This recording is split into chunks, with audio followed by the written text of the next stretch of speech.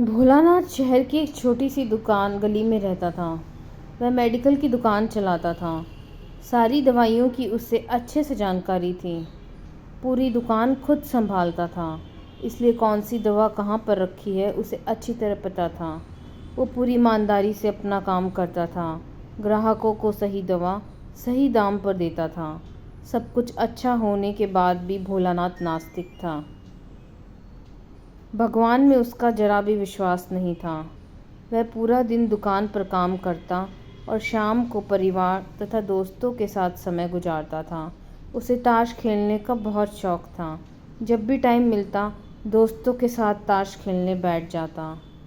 एक दिन वह दुकान पर था, तभी कुछ दोस्त आए। तभी भारी बारिश भी शुरू हो गई।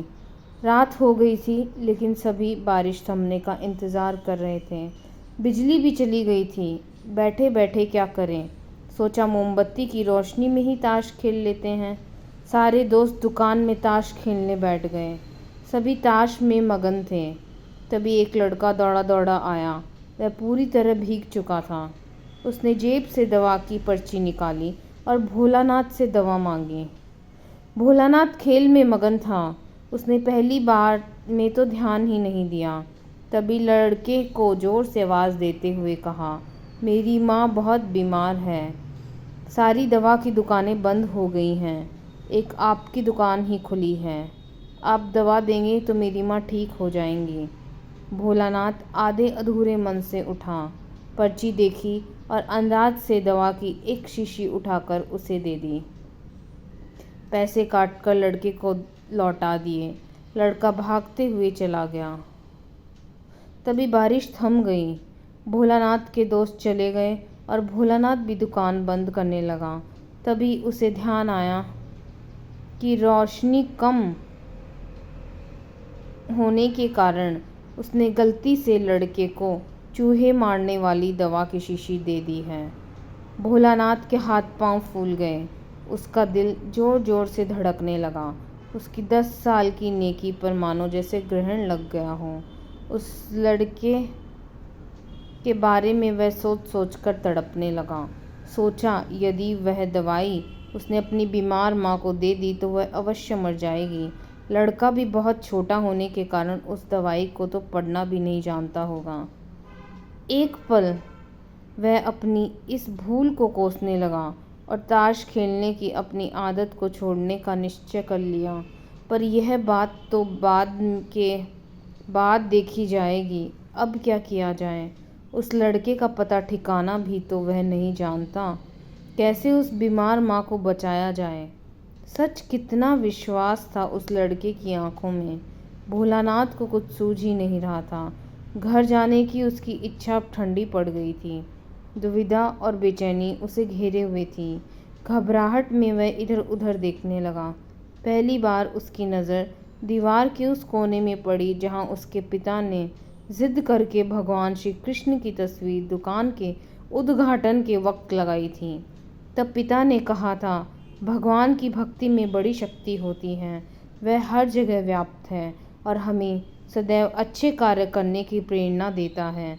भोलानाथ को यह सारी बात याद आने लगी। आज उसने इस अद्भुत शक्ति को आजमाना चाहा। उसने कई बार अपने पिता को भगवान की तस्वीर के सामने हाथ जोड़कर आंखें बंद करते हुए पूजते देखा था। उसने भी आज पहली बार कमरे के कोने में रखी उस धूल भरे कृष्ण की तस्वीर को देखा और आंखें बंद कर दोनों हाथों को जोड़कर वहीं खड़ा हो गया। थोड़ी देर बाद वह छोटा लड़का फिर दुकान में आया। भोलानाथ के पसीने छूटने लगे। वह बहुत अधीर हो उठा। पसीना पोंछते हुए उसने कहा, क्या बात है बेटा, तुम्हें क्या चाहिए? लड़के की आंखों से पानी छलकने लगा। उसने रुकते रुकते कहा, बाबूजी बाबूजी, माँ को बचाने के लिए मैं दवाई की शीशी लिए भागे जा रहा था।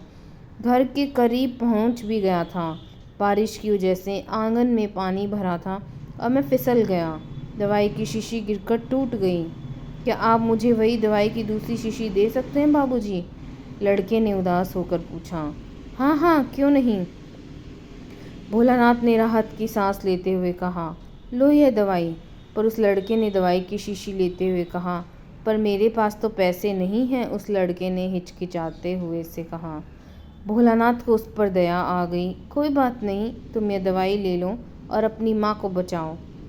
जाओ जल्दी करो, और हाँ, अब की बार जरा संभल के जाना।